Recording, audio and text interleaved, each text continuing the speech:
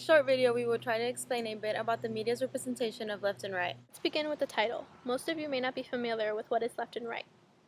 The left basically means people who identify themselves as liberal, such as some Democrats. And those on the right tend to identify themselves as conservative, such as Republicans. And so the question now becomes, is the media fair to both sides? Does it represent both views equally? The thing about the media that people often don't understand is that it's not the government who controls the media, it's the corporations who own the media. And their agendas are typically the same. Now, these corporations want to serve their own interests, not the public interests. And so there's a reason why our news doesn't tell us real news, but rather we are fed useless information most of the time. Let's take a look into this.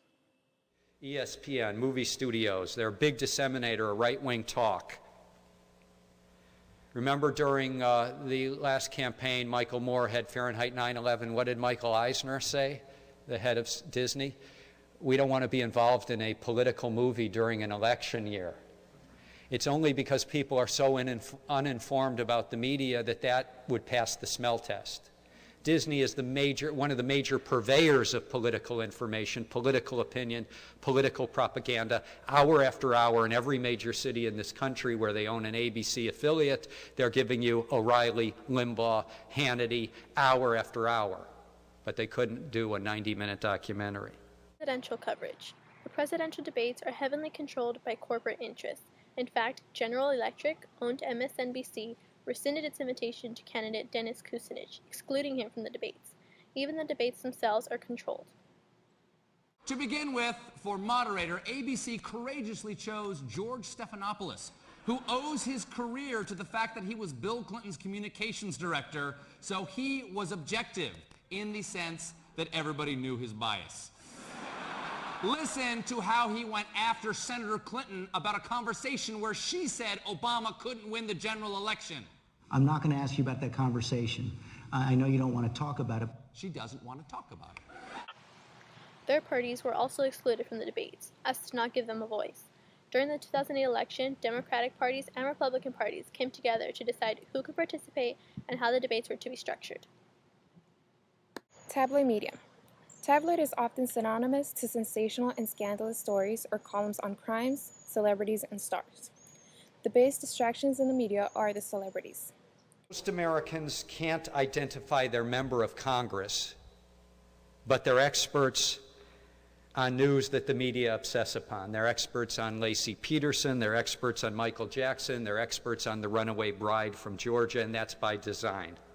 The corporations that own the media would much rather us be a nation of mindless consumers than informed, active citizens. If we were informed and active, joining that group in Oregon, what is it called? The Media Reform Group? Oregon Arm, we might take their power back. Take the power back over our democracy to us, the people, to we the people, from the few corporations that have seized the media with the help of Democratic and Republican politicians. We need a media that challenges the government, one that can ask tough questions, one that is not controlled by the corporate interests. Luckily, we do have such a media, and it's called Democracy Now! Hosted by Amy Goodman and Juan Gonzalez, this independent media strives to get the real information to the American public. We are living in very dire times right now. Time with the leading up to the invasion of Iraq, where we have a media that has iced out almost all dissent. You look at the week leading up to Colin Powell giving an address at the UN Security Council pushing for war, and the week after, this was February 5th, 2003. Fairness and Accuracy in Reporting, the Media Watch Group in New York, did a study of those 2 weeks of the 4 major nightly newscasts, NBC, CBS, ABC, and PBS NewsHour with Jim Lehrer. On those 2 weeks of broadcast, there were 393 interviews done around war. 3 were with anti-war representatives. 3 of almost 400 at a most critical time. Now, that you can't even call mainstream media. That is an extremist media. And it doesn't reflect mainstream America, because at that time, most people were opposed to the invasion. They were for more inspections and diplomacy. That is a media beating the drums for war, and that has got to be changed. I think the media is mostly right in liberal, not very leftist. And liberal, you know, in the sense that it's still pretty conservative, you know, like, you know, it's center and right, you know. You don't really see a lot of leftist kind of views, you know. What do you think is the reason behind this? I think the reason behind it has to do with who owns the media, who owns the companies, right? So, like I said, like CNN and Fox, those are like major corporations, you know, and like they tend to associate more with Republicans or like right politicians, you know. So obviously they're gonna put those points of view out and not those who oppose them, you know. So I think like I said, you know, they're big corporations. They're the ones lobbying the government, and usually they lobby for the, you know, the conservative.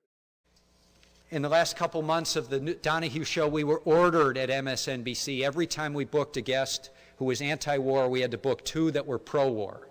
If we booked 2 guests on the left, we had to book 3 on the right. At one meeting, a producer suggested booking Michael Moore, and she was told she'd have to have 3 right-wingers for balance. I considered proposing that we book Noam Chomsky as a guest, but our studio couldn't accommodate the 38 right-wingers we would have needed for balance. Noam Chomsky is a famous linguistic psychologist and one of America's most known political descendants. It is rare to see him on any large media networks in the U.S. It comes as no surprise that Chomsky has some very startling comments in regards to the right-wing media outlets. National Public Radio is considered the liberal, you know, the kind of outer limits of the left in the United States. Very small, but it's considered very dissident. And they're the ones with the sharpest restrictions by far. In the last 10 or 20 years, there's been massive research documenting the fact that the media are extraordinarily subordinated to external power. Now, when you have that power, the best technique is to ignore all of that discussion, ignore it totally, and to eliminate it by the simple device of asserting the opposite. If you assert the opposite, that eliminates mountains of evidence demonstrating that what you're saying is false. That's what power means. And the way you assert the opposite is by just saying the media are liberal. Okay, now the question that we discuss is, are the media too liberal or are they not too liberal? We're talking about your letters saying that the media were biased in the last election. The bulk of our mail supports the notion that there's a definite liberal tilt to the news media. All right, now that we've narrowed the agenda to the one acceptable question, are the media too liberal, let's have a look at the way it's argued. The proposal is the following. Let's ask how journalists vote. Okay, so we find, let's say, 80% of them vote Democratic. Okay, we've now proven that the media are too liberal. It proves nothing. First of all, no matter what, even if the facts are right, it proves 0. You could find that 99% of the journalists are members of the Socialist Workers' Party, you know, or some Maoist group, and that in itself would prove nothing about the media output. The issue is whether the media are free. The internet has been growing in importance as a better news source for millions of Americans, most of which are from the younger ages. One great advantage to the internet is the frequent updating on stories from all over the world. Internet is often seen as liberal. Often people prefer the internet because it is free. Why pay for a newspaper subscription when you have the internet? And basically, the internet is also the easiest way to find the news. Now, normally I'm thrilled to see Americans turn their back on the news, but nothing hurts me more than seeing innocent media conglomerates like Rupert Murdoch's News Corp lose money. The real great news is media has gone from an old boys club to an echo chamber. And if you want people's attention, you don't need to be right, you just need to shout. And that's the word. We'll be right back. Death is on the tip of her tongue and danger's at the tip of her finger.